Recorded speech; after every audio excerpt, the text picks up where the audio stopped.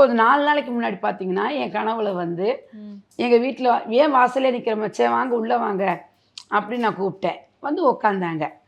பேசவே கிடையாது.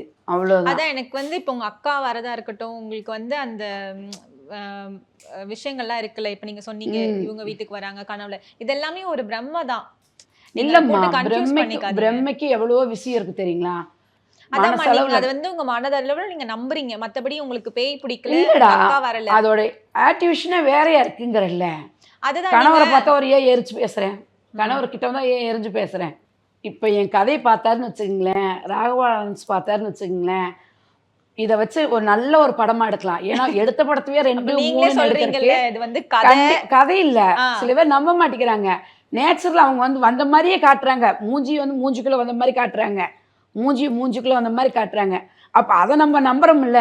Grand pictures பெருமையுடன் வழங்கும் அபின் ஹரிஹரன் இயக்கத்தில் ஆதித்ய மாதவன் நடிக்கும் அதர்ஸ் மூவி நவம்பர் 7 முதல் திரையரங்குகளில்.